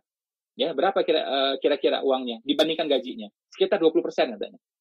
Coba Mas bayangkan ya, 2 bulan kerja ya. Mas ya, profitnya itu 20% dari gaji terakhir Mas. Sementara Mas dulu kerja 10 tahun. Berarti dengan logika yang sama, setahun nanti ya kan dia 2 bulan ya dapat untung sekitar 20% dari gaji terakhirnya. Kalau 4 bulan berarti 40% kan? Berarti kalau 5 bulan itu udah sama kayak gajinya. Ya. Kalau 10 bulan ya, kalau 10 bulan gitu. Ya kan dia per 2 bulan gitu ya. Kalau 10 bulan anggaplah setahun. Setahun bisnis dan nanti ya insya Allah sudah sama dengan gajinya. Sementara gajinya dicapai selama 17 tahun. Rugi apa, ngeluh apa, saya bilang gitu. Dan namanya pengusaha mesti sabar emang. Ya. Setiap kali kita belajar, setiap kali kita menawarkan, setiap kali kita coba-coba, itu bagian dari menanam. Insya Allah pasti berbuah. Buahnya apa? Dapat ilmu, dapat relasi, dapat profit juga. Kalau kita ngomong akhirat, keberkahan dapat. Tabungan kebaikan juga akan kita dapatkan gitu. Ya. Jadi langsung 2 bulan aja langsung profit. Iya, 2 bulan langsung profit ya. Itu Mas Adrian punya cerita juga bagaimana bisnis itu nggak langsung jalan. Ya maksudnya ya jalan-jalan tapi profitnya itu masih nunda juga. Saya juga ngalami di TK itu ya, bikin taman kanak-kanak itu untungnya 2 tahun kemudian gitu. Ya. Nah, ini 2 bulan langsung untung ya apa namanya kan? Ya itu sebenarnya patut disyukuri gitu. Ya, kita buka slide berikutnya. Nah, ini ya teknis ya, sangat-sangat praktis buat teman-teman. Apa itu Mamamu Memo?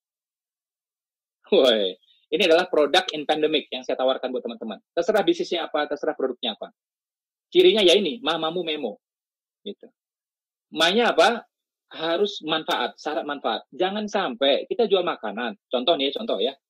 Makanan yang kita jual bikin orang apa? Kolesterol, asam urat, diabetes, obesitas. Waduh, apa nggak merasa bersalah itu? Harus manfaat, bukan sekedar halal. Ya halal mah udah standar bagi kita. Ya. Bahkan teman-teman yang Nasrani sekalipun itu misalnya bikin kuliner ya, kayak teman saya buka ayam penyet gitu ya, dia langsung urus tuh sertifikat halal. Mereka pun udah paham soal halal gitu, ya kan? Jadi pastilah barang itu halal, itu udah standar lah. Tapi bukan sekedar halal, harus apa? Manfaat, ya toyib gitu, Mas Adrian bilang, ya. Jadi jangan sampai makanan yang kita jual itu bikin orang apa? Ya kolesterol, asam urat. Kita nanti akan ditanya nih, akan dihisap ini. Itu satu.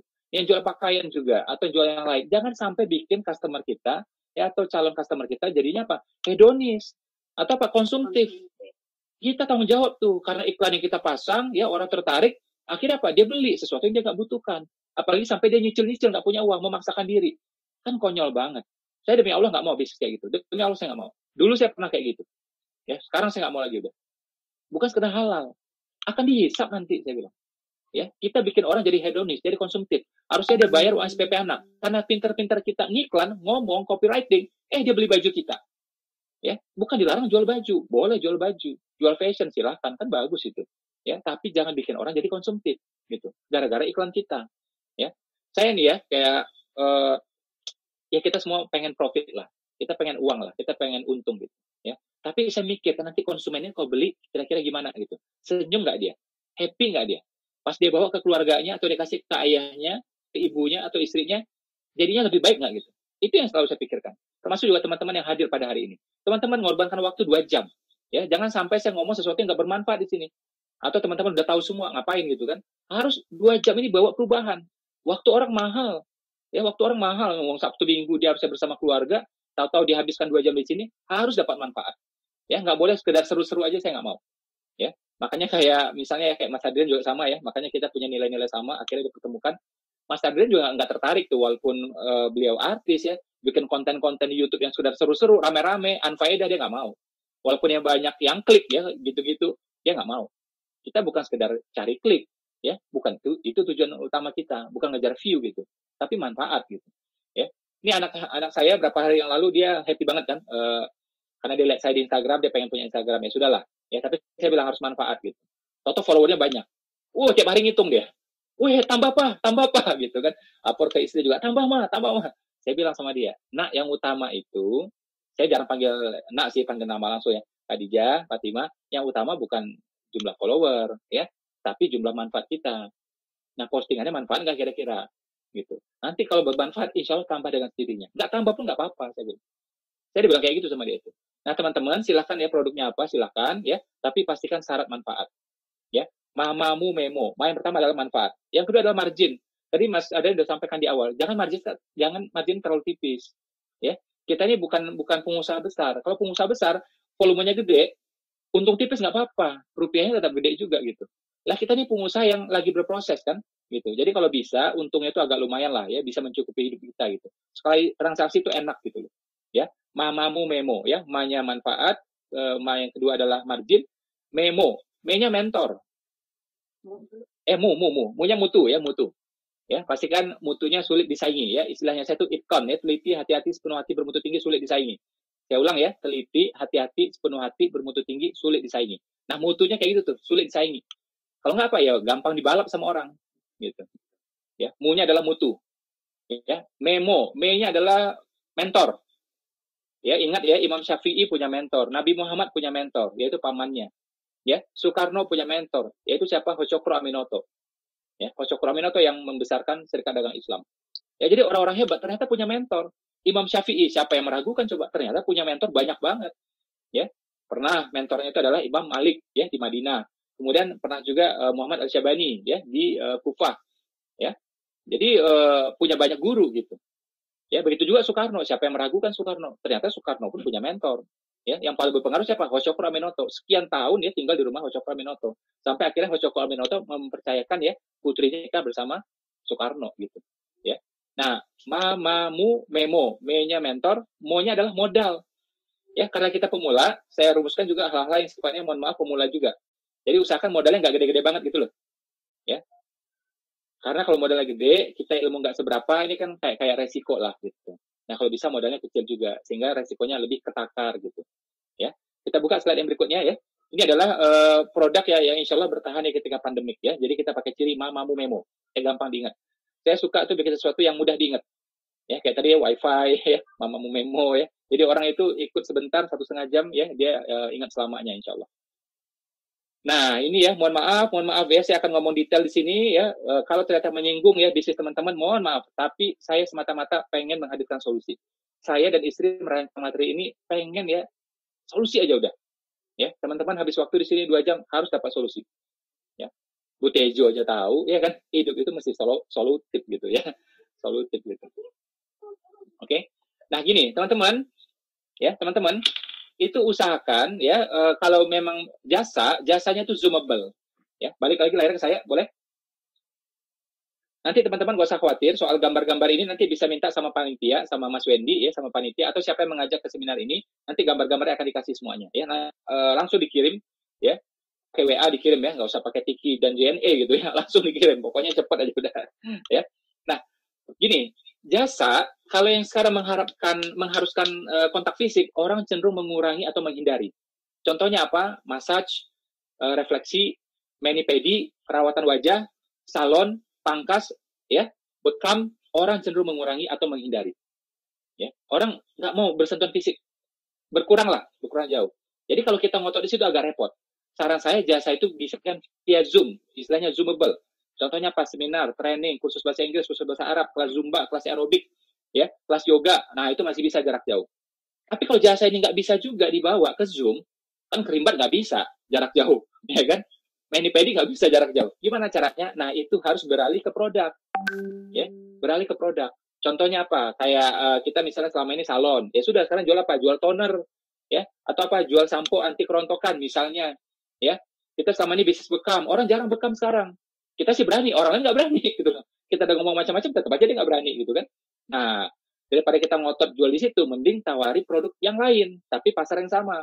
Selama ini kita bekam, tawari apa? Misalnya ya, habatus sauda, minyak zaitun, ya, dan sejenisnya, gitu. Madu juga silakan gitu. Ya, jadi kan pasarnya sama tuh, ya. Atau selama ini kita perawatan wajah gitu. Nah, orang nggak mau datang ke tempat kita. Ya sudah, sekarang kita jualnya produk, mungkin krim, mungkin serum, ya, atau sejenisnya. Dan itu langsung bisa dikirim nasional. Ya, jadi kalau jasa harus bisa zoomable. Kalau tidak bisa zoomable, harus beralih ke barang. Itu saran praktis dari saya. Ya, saya demi Allah ya nggak ada niat untuk menyinggung teman-teman, nggak ada. Saya pengen solusi aja. Jadi mohon maaf kalau ternyata bisnisnya ada yang sama seperti yang saya sebutkan. Ya, oke. Dan gini loh, saya mau sampaikan satu hal ya. Ini penting banget. Jangan untuk berubah. Air Asia itu sebesar apa coba? Itu sekarang jualan kambing. Saya awalnya nggak percaya, sampai saya googling loh itu. Ya, saya buka 3 link berita, ternyata benar jualan kambing. Air Asia. Qantas, itu salah satu penerbangan paling aman di dunia.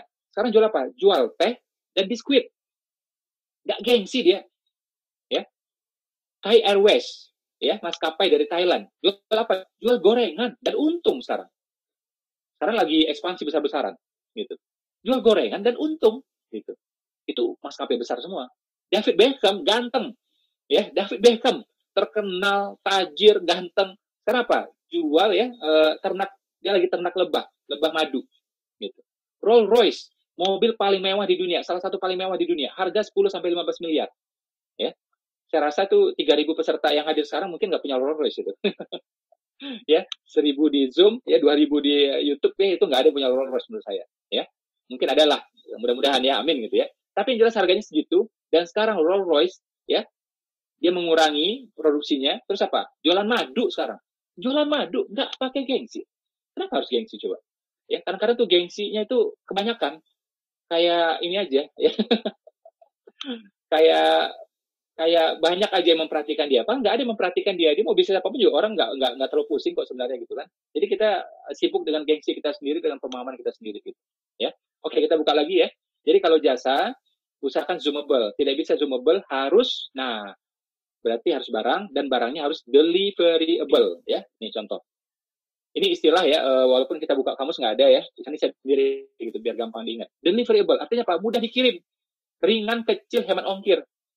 Ini ya, ini 3 kata ini, 3 frase ini, kayaknya sederhana, tapi nggak sederhana. Ini luar biasa implikasinya. Saya 2 kali diundang sama detik.com dalam waktu 2 minggu, gara-gara kalimat ini, gara-gara frase ini. Ringan, kecil, hemat ongkir. Tahan lama. Teman-teman ya, kalau patuhi hukum ini, insya Allah pasti selamat. Insya Allah pasti selamat saat ini.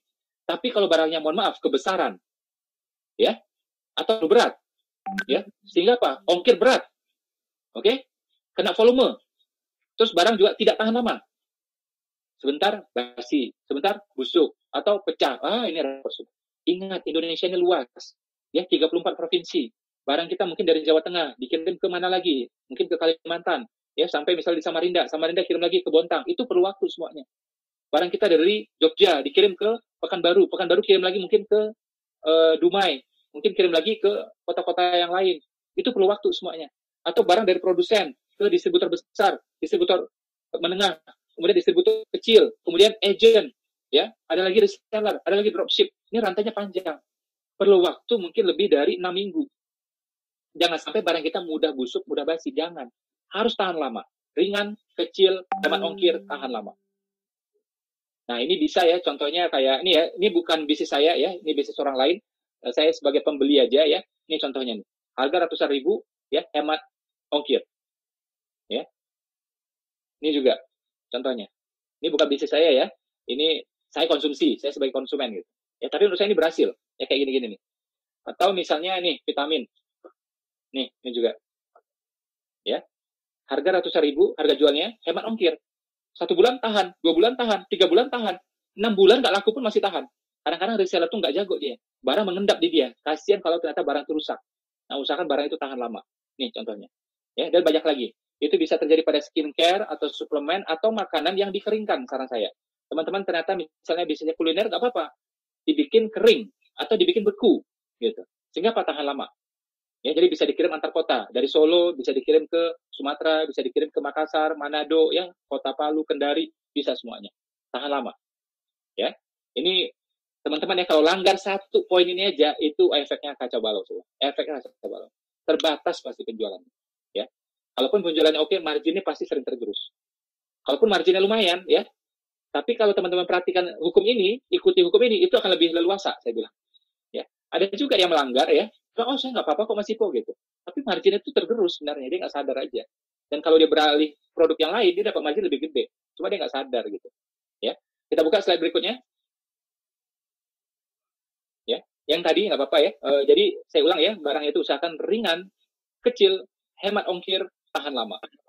Ya, terus apa lagi? Nah, ini dia poin ketiga. Ini penting banget ya. Ini Mas Wendy biasa juga sering ngomong nih. Apa itu barang cepat habis? Bukan kita ngakalin barangnya habis, bukan, tapi memang barangnya itu habis dengan sendirinya gitu loh. Ya, istilahnya itu high repetition. Tiap 2 minggu orang beli. Misalnya kuliner, misalnya skincare, misalnya suplemen, ya, misalnya vitamin, ya. Nah, itu memang high repetition dia.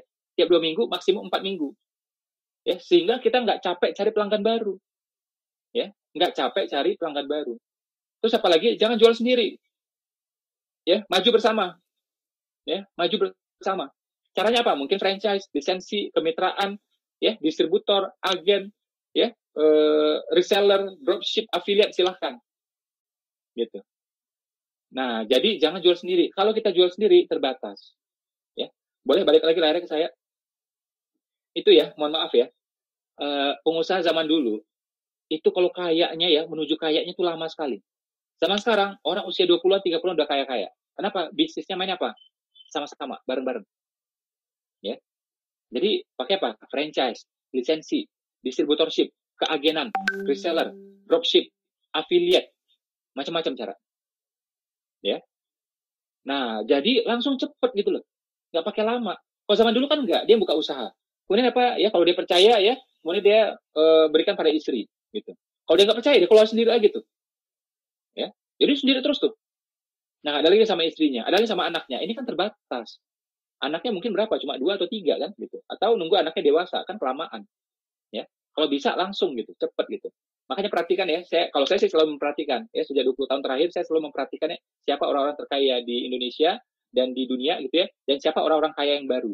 Nah, orang-orang kaya yang baru ini zaman sekarang itu orangnya cenderung lebih muda-muda ketimbang zaman dulu.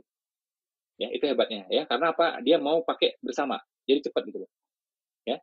Nah, yang terakhir, ciri yang kelima adalah kita lihat di slide ya. Yang kelima adalah apa? Tidak harus produksi. Kalau teman-teman punya modal lumayan besar, ya nggak apa-apa, gitu. Tapi kalau rasa-rasanya modal terbatas, uang terbatas, ya boleh slide-nya dimunculkan. Itu saran saya, ya saran saya kita jangan produksi sendiri. Produksi itu bisa murah karena apa? Karena skala produksinya besar, ya. Contoh nih ya, ada ibu-ibu bikin ya usaha di rumah misalnya ya, dia bikin apa ya? Mohon maaf, bisa catering lah atau apa gitu ya, atau dia bikin bumbu dapur kering gitu ya. Nah itu kan dia bikin paling banter skala porsinya berapa? 60 porsi kah? 40 porsi kah? Atau berapa? Saya udah ngitung itu. Saya udah nanya ke mereka. Rata-rata mereka tuh sekitar 40 porsi sehari, 50, 60, maksimum 100 porsi sehari. Yang pemula ini. Jadi terbatas kan? Gitu. Dan itu rumahnya kayak kapal pecah sudah. Masak sendiri semua kan? dibantu dengan 1 orang atau 2 orang asisten. Rumah udah kayak kapal pecah, anak nggak keurus, ya, suami apalagi, ya kan? Dan habis waktunya. Katakanlah dia punya waktu sekitar 6 jam, ya. Habis 3 jam untuk produksi, 3 jam untuk marketing. Harusnya apa? 6 jam ini digunakan untuk marketing semuanya. Produksi nggak harus sendiri. Siapa yang sudah jago? Siapa yang murah? Ambil dari dia, selesai. Pakai merek dia boleh, pakai merek kita juga boleh, silakan, nggak apa-apa. Ya, jadi barang itu tidak harus diproduksi sendiri. Dan Masya Allah ya, Rasulullah ngasih contoh ke kita. Nabi Muhammad kasih contoh ke kita. Ya, mungkin ya bagi teman-teman Nasrani ya bisa memaknai Nabi Muhammadnya sebagai tokoh gitu ya. Bagaimana tokoh yang berhasil juga di bisnis gitu. Nabi Muhammad 25 tahun nggak pakai produksi. Ya, beliau apa? Menjualkan. Dari sini, jual ke sini. Dari sini, jual ke sini. Gitu. Apakah beliau nggak bisa produksi? Ya pasti bisa. Masa nggak bisa? Tapi beliau pengen kasih contoh ke kita. Kamu bisa jadi pengusaha kok. Ya, nggak punya modal, nggak apa-apa. Ya, nggak ngerti ilmunya, nggak apa-apa. Tetap bisa mulai usaha. Caranya apa? Nah, barang dari sini, ya kita jual ke sini. Barang dari sini, jual ke sini. Udah selesai. Ya. Tapi kan kurang keren masih kok. Lah, kurang keren gimana? Ya. Ini ya, handphone yang lagi dipakai ini iPhone. Kalau yang hari-hari saya pakai adalah Samsung. iPhone dan Samsung ya, itu yang memproduksi. Terus sampai di Indonesia, ya, itu ada lagi namanya kayak pemegang merek. Ada lagi namanya toko-toko, ya. Misalnya kayak outlet ya, yang khusus jual iPhone, yang khusus jual Samsung. Outlet tersebut, toko tersebut, keren nggak kira-kira? Kan keren, masa kurang keren? Keren kok. Jadi yang namanya bisnis itu tidak harus produksi. Boleh tapi tidak harus. Karena produksi itu kosnya besar. Gini loh, ini ya, pilar bisnis menurut Robert Kiyosaki. Gini ya, dia gini nih. Produksi, SDM, finance, marketing. Ya. Nah, karena kita pemula, jangan langsung jebret semuanya. Karena ini berat sekali. Produksi itu dominan otak kiri. SDM itu otak kanan, otak kiri. Finance itu otak kiri. Marketing otak kanan. Bingung udah itu. Perlu uang banyak, main kanan kiri semuanya. Pemula pasti bingung. Ya. Nah, makanya saya tawarkan apa? Mulai dari marketing. Pokoknya langsung menghasilkan. Penawaran langsung menghasilkan. Ya, tidak harus produksi. Nanti uangnya sudah lumayan, baru kita hitung uangnya, finance samanya. Ya. Tadi Mas Adrian menyampaikan tuh bagaimana pengelolaan uang ya, termasuk ya biar berkah juga seperti apa. Ya. Nanti uangnya makin lumayan, baru kita ambil SDM. Baru ambil karyawan. Uangnya makin lumayan, baru kita produksi. Beli mesin, beli rukonya, beli tokonya, atau bangun pabriknya, nggak apa-apa. Tapi gini flow-nya, jangan dibalik. Pemula langsung dijebretin di depan semuanya. Habis uangnya, habis waktunya, dan resikonya sangat-sangat tinggi. Ya. Ini ya, saya ngomong kayak gini ya, 4 hal ini ya, ini jadi solusi untuk ribuan UMKM di Indonesia. Ya. Saya diundang 34 provinsi ya sebelum pandemi, ya gara-gara omong gini nih. Gitu. Dan saya ngomong yang tentang rumus ini yaitu 4 tahun terakhir ini. Ya. Bahkan di YouTube ya, sebelum saya punya bisnis yang ini gitu ya, itu saya udah ngomong sebelumnya. Ya. Nah, jadi ini adalah rule yang insya Allah aman banget ya bagi teman-teman untuk melakukannya. Ya. Jangan mulai dari produksi dulu. Jangan apa-apa ambil karyawan dulu. Jangan apa-apa ya pakai tim finance, tim accounting. Aduh, itu jebol kita. Langsung aja marketing, langsung penawaran. Selesai. Ya, bisnis bukan dimulai dari toko, tapi dari mana? Dari penawaran. Bukan dimulai dari mesin, bukan dimulai dari pabrik, bukan dimulai dari teknologi, bukan. Ya, dari penawaran. Kalau zaman dulu orang bilang apa istilahnya ya di Amerika, bisnis dimulai dari kartu nama, istilah mereka. Ya, kartu nama itu artinya penawaran. Ada nama kita, ada nomor telepon kita. Udah, bisnis sudah itu. Ya, saya waktu tahu ilmu itu ya, waktu di Batam dulu ya, belasan tahun yang lalu, langsung saya cetak kartu nama. Dan saya langsung beli nomor yang bagus.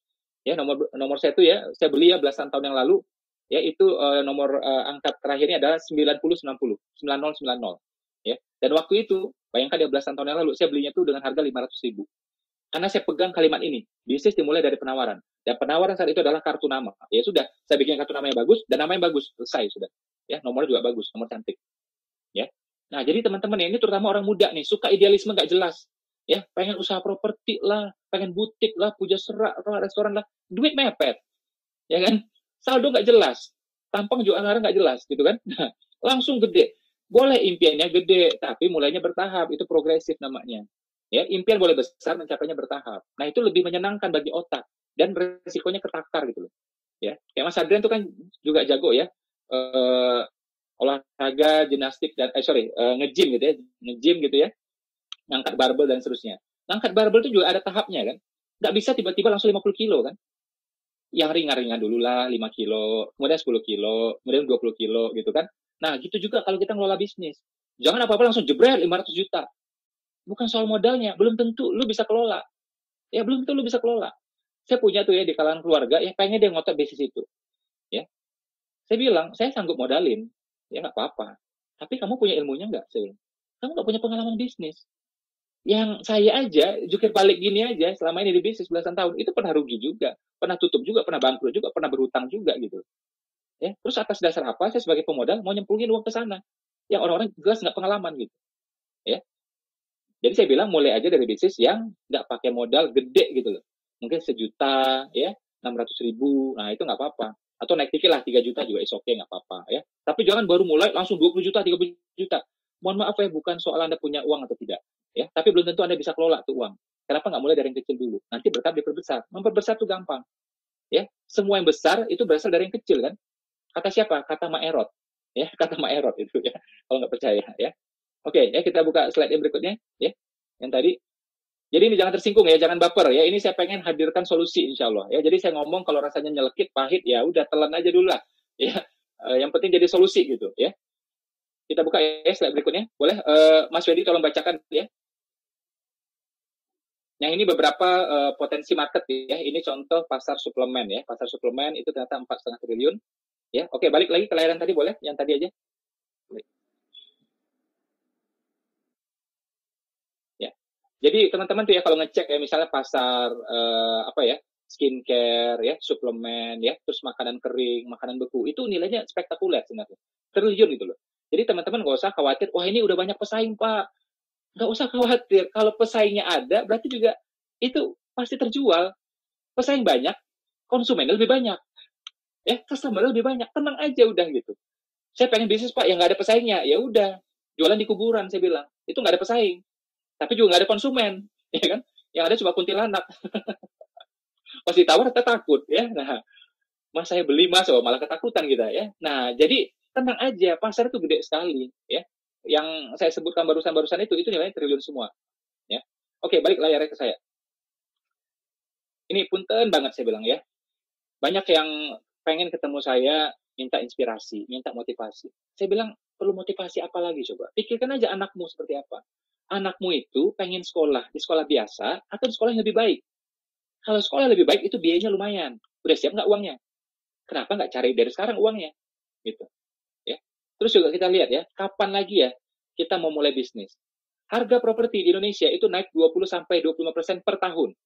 Ya, kadang-kadang 40%. Kalau daerah saya ini banyak 40% per tahun. Bingung kita. Sekarang 1M, tahun depan 1,4. Setahun lagi 1,9. Bingung kita. Ya. Nah, Indonesia ini padat. Density ya, itu menentukan kenaikan harga properti.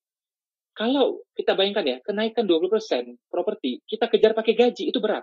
Makanya mulai bisnis. Ya. Untuk pendidikan anak, untuk rumah. Biaya umroh naik setiap 2 tahun. Ya, setiap 2 tahun. Oke?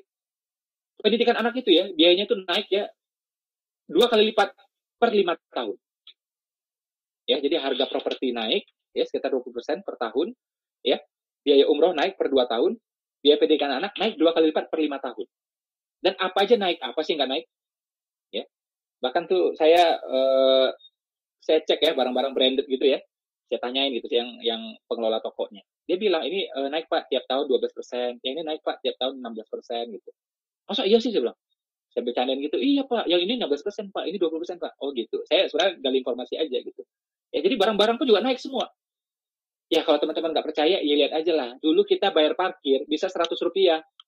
Ya, bisa pakai cepek-cepek. Sekarang kita bayar 100 rupiah, kena gampar gitu. Ya bahkan ada beberapa tukang parkir tuh kurang ajar tuh ya. Kita kasih koin ke dia gitu ya. Sama dia dibuang tau nggak? Dibuang sama dia. Berapa kali saya lihat itu. Ya. Jadi kita kasih beberapa koin nggak jelas gitu ya, dia terima, dibuang sama dia di jalan coba. Ya, berapa kali saya lihat orang seperti itu, ya. Jadi memang inflasi terjadi. Ya kita apalagi negara berkembang ya, inflasi itu nyata, real, dan inflasi adalah pencuri yang pasti masuk ke rumah kita. Nggak bisa dipagar ya, pakai pintu, pakai brankas, nggak bisa. Dia selalu mencuri uang kita setiap tahunnya. Nah kita nggak bisa cegah ini kan. Nah apa yang bisa kita lakukan? Ya Mas Adrian selalu mengatakan ya yang bertanggung jawab itu ya kita sendiri, nggak bisa kita nyalakan orang lain. pemerintah, siapapun nggak bisa. Ya. Nah, apa yang bisa kita lakukan? Saya bilang bisnis. Ya, kenaikan income di bisnis itu bisa eksponensial. Kalau gaji itu linear, gitu. Kalau gaji itu linear, gitu. Ya, makanya kita lihat ya, orang itu ya propertinya apa? Makin lama makin kujuk, makin ke pinggir semuanya. Beli di tengah nggak kuat ya sudah. Ya, coba bayangkan ya, lihat ibu kita, lihat ayah kita, sudah umroh nggak dia? Sudah haji nggak dia? Jadi kan itu motivasi. Kapan lagi aku mengantarkan ibuku berhaji berumroh? Ya, antarkan dia berhaji berumroh coba. Ya, usia udah 60 tahun, belum berhaji. Udah 60 tahun loh, belum berhaji. Nggak kasihan apa? Cari uangnya melalui bisnis. Belum lagi kalau kita lihat di sekitar kita, ada panti asuhan yang terbengkalai, ya, ada pesantren yang terbengkalai, ada masjid yang retak-retak, rusak-rusak. Nggak pengen bantu apa? Ya, nggak pengen bantu apa? Ya, marmernya udah nggak jelas gitu kan? Nggak pengen kita renovasi apa? Itu perlu uang semua. Ya, jadi ibadah pun perlu uang yang banyak. Haji, umroh, akikah, kurban, zakat, sedekah, wakaf, itu pakai uang semuanya dan uangnya banyak. Haji, saya mau tanya, berapa duitnya sekarang? Teman-teman ya, kalau sebelum pandemi ya, itu haji plus ya, itu 120 juta, 150 juta. Ya, kalau berangkatnya tahun itu juga produk sekitar 250 juta. Suami istri berangkat 500 miliar. Dan tidak boleh meninggalkan hutang. Wih, harus punya 500 miliar cash, coba. Cukup untuk diri kita, cukup juga untuk ditinggalkan. Berarti mungkin sekitar 550 juta. Duit itu. Ya. Wakaf kita lihat. Apa itu wakaf? Sekarang orang ngomong wakaf tunai. Oke lah, itu bagus menurut saya. Tapi teman-teman mesti tahu asal-usul wakaf seperti apa. Wakaf itu awalnya properti. Nggak ada wakaf tunai. Di zaman Nabi, di zaman sahabat, tidak ada wakaf tunai. Tidak ada. Mukhairik yang mewakafkan tanahnya, 7 bidang. Umar yang menemukan kebun. Utsman yang beli mata air. Nggak ada wakaf tunai. Tapi mohon maaf, karena kita miskin-miskin zaman sekarang, nggak mungkin wakaf properti kan. Uang propertinya masih KPR, nggak lunas-lunas. Nah, akhirnya ulama istihad, dibikinlah wakaf tunai. Uangnya dikumpulin, dijadikan properti. Uangnya dikumpulin, dijadikan bisnis. Hasilnya buat itu wakaf itu. Ya. Nah, ini adalah isyarat bahwa kita harus kuat finansial. Ya, agar apa? Bisa wakaf. Terus zakat. Ya. Zakat itu, coba perhatikan, zakat perniagaan. Ya, 2,5%. Zakat dari sawal ladang kebun, 10%. Ya, itu gede semua kan. Yang dianjurkan apa? Dari bisnis semua. Ya. Atau apalagi dari pertambangan, 20%. Ya, dari pertambangan 20%. Ya. Kita punya anak laki-laki, lahir, 2 kambing coba akikah. Duit semua. Haji, umroh, akikah, kurban, zakat, sedekah, wakaf. Ada lagi yang ngomong sama saya, harta nggak dibawa mati Mas Ipo. Ya. BMW nggak dibawa mati Mas Ipo. Volvo nggak dibawa mati Mas Ipo. CR-V nggak dibawa mati Mas Ipo. Yang ngomong itu nggak punya mobil soalnya. Ya. Ya. Mobil bisa dibawa mati. Ya, pegang omongan saya nih. Ya, mobil bisa dibawa mati. Gimana caranya? Bukan kita bawa ke kubur, bukan. Kita punya mobil nih, nganterin anak, nganterin istri, kan ibadah. Dibawa mati insya Allah. Kita punya mobil yang bagus. Insya Allah Pak bisa menjamu tamu, menjamu guru. Saya niat ya punya mobil yang bagus. Demi apa? Karena bisa nganterin guru. Ya. Mobil saya itu udah nganterin ya sekian hari Dr. Zakir Naik, Syekh Yusuf Estes, Ustadz Noman Alikan, ya, Imam Samsi Ali, Ustadz Abu Somad, ya, dan seterusnya dan seterusnya. Imam Palestina, Imam Madinah, Imam dari Mekah, Masjidil Haram. Jadi saya niatin mobil biar bagus agar Pak bisa menjamu tamu. Gitu. Kita punya mobil, buat apa? Subuhan ke masjid, ya kan? Insya Allah mobilnya dibawa mati. Buat apa lagi cari nafkah, silaturahmi yang baik-baik. Jadi mobilnya penuh kebaikan semua. Insya Allah, tanda petik ya, mobilnya dibawa mati sebagai amal kebaikan. Jadi mobil bisa dibawa mati. Ya. Anggaplah harta nggak bisa dibawa mati. Ya. Tapi bisa bermanfaat buat 3W. Ya, ini materi penutup dari saya. 3W. Apa itu? 3W? Waris. Apalagi? Wasiat. Kemudian wakaf. Ya. Jadi kalaupun harta tidak bisa dibawa mati, setidaknya bisa buat 3W. Kalau ente melarat, gimana bisa 3W? Ya. Bahkan kita dianjurkan apa? Punya warisan. Hukum waris, itu kan kompleks banyak banget. Artinya apa? Allah berharap begitu Anda meninggal, Anda bisa bagi-bagi harta ya yang banyak pada ahli waris. Ya, bisa dibagi ke sini, ke sini, ke sini, ke sini, cukup semuanya. Ya, karena itu hukum waris dibikin detail dan panjang. Bahkan bisa kita pahami tanpa hadis. Itu menariknya hukum waris. Ya. Nah, jadi teman-teman ya, kita menghasilkan uang dari rumah, kita mulai bisnis, ya, niatkan yang punya gambaran yang besar seperti ini. Aku pengen mencukupi keluarga, aku pengen memuliakan keluarga, aku pengen bantu orang di sekitarku. Ya, aku pengen majunya sama-sama, ya, bisnis itu. Ya. bukan sekedar ya satu orang dua orang yang untung, ya aku pengen yang untungnya sama-sama semua. Niatkan seperti itu. Ya, sekarang dengan zamannya teknologi seperti ini kita bisa melakukan semuanya, nggak ada rumitnya sama sekali. Ya, mungkin itu saja dari saya. Terima kasih atas segala perhatian teman-teman. Mas Adrian. Ya, oke. Ipo. Kita cukupi sampai di sini ya. Oke, boleh. Ini masih jam 5:10. Apakah memang kita akan buka kayak sesi Q&A atau misalnya langsung ada closing statement? Bagaimana baiknya? Mungkin langsung closing statement aja dari Mas Adrian, karena udah jam 5 sekian. Khawatirnya Indonesia bagian timur tuh mungkin atau tengah sudah mulai maghrib. Oh gitu. Oke, mungkin Bun mau ada 1-2 menit untuk sampaikan dulu kira-kira apa sebagai closing statement. Jadi kalau dari saya itu tadi ya, kita di rumah berpasangan ya, lain tidak sendirian ya. Jadi mengelola diri itu juga sama baiknya sama dengan kita menjaga hubungan baik dengan keluarga, dengan pasangan supaya terjalin yang namanya keselarasan. Itu gunanya apa? Supaya kita bisa melakukan aktivitas perilaku yang baik di luar sana dan juga pada akhirnya bermanfaat buat diri kita dan juga seluruh keluarga. Oke, kalau tambah dari saya, jadi gini teman-teman, pokoknya apapun ya, semangat teman-teman, pengen cari kerja, pengen usaha, pengen investasi, ya cara kita untuk mencari, mengembangin harta kita itu harus sesuai dengan aturan Allah ya. Terus kemudian kita memang jelas, kita dilarang untuk menyerah, berputus asa terhadap keadaan apapun yang saat ini sedang kita alamin. Ya, boleh jadi saat ini, mohon maaf, mungkin ada di antara kita yang kehidupannya berkekurangan, ya. Orang bilang katakanlah miskin, tapi yang penting kita harus bermartabat. Tapi kalau saya lebih mending kita semua insya Allah kaya supaya kita bisa menebar manfaat. Amin, amin ya robbal alamin. Nah, kaya miskin itu kan memang adalah ujian, ya. Harta kita berlimpah, ya kita bersyukur. Tapi pada saat ini kita lagi masih berkekurangan atau miskin, ya kita bersabar, ya. Tapi orang kaya yang bersyukur, insya Allah itu jauh lebih utama daripada orang miskin yang bersabar, ya. Dan ingat bahwa rezeki itu kan dari Allah, bukan dari atasan kita, bukan juga dari pembeli dan lain sebagainya, bukan dari produser. Jadi kalau kita saat ini sedang ya punya hajatan, punya masalah, punya sesuatu yang rasanya kok sulit banget, mohonnya sama Allah. Ya, jadi saya Ipo istri, maksud istrinya Ipo, kita ini hanya apa ya, sebagai perantara aja. Bukan kami yang lebih pintar, bukan kami yang memberikan solusi, enggak. Kita cuma kebetulan diamanahin aja untuk menyampaikan segala hal-hal yang mungkin bisa memberikan kebaikan buat kehidupan umat. Ya, terus terakhir dari saya, teman-teman jangan pernah ngerasa apa ya, nggak mampu. Ya, itu adalah mental block yang sering kali dialami oleh banyak orang. Sedikit saya ingat, kebetulan karena saya suka angkat beban, Ipo juga bilang, pernah tahu nggak ada aktor yang namanya Arnold Schwarzenegger? Tahu dong, ya kan, Arnold yang main Terminator, ya. Arnold itu dulu adalah seorang atlet binaraga, ya, atlet binaraga. Dan waktu itu di tahun 70-an dia main film pertama kali itu film Hercules. Terus dia diwawancara oleh wartawan. Dia bilang kalau dia cita-citanya bukan jadi binaraga atau atlet binaraga, tapi dia pengen jadi aktor Hollywood, ya. Dan pada saat itu dia bukan warga negara Amerika, jadi bagaimana orang bisa masuk ke kancah Hollywood?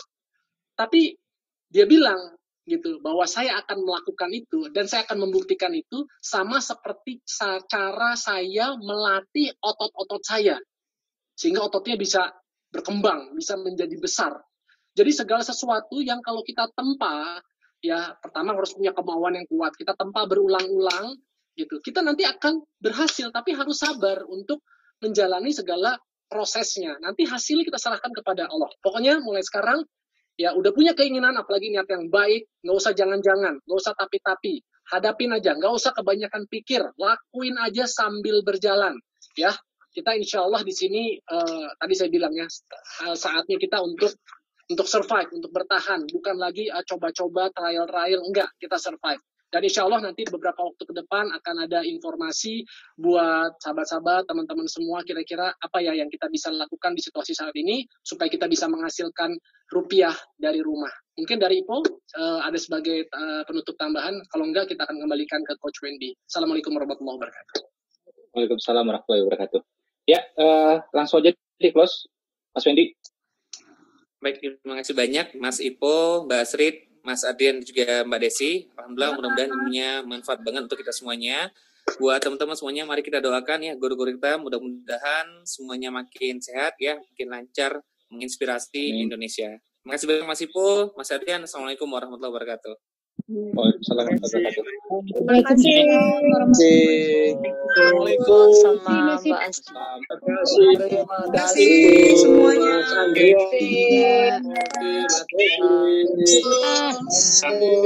Terima kasih Mas Ipul.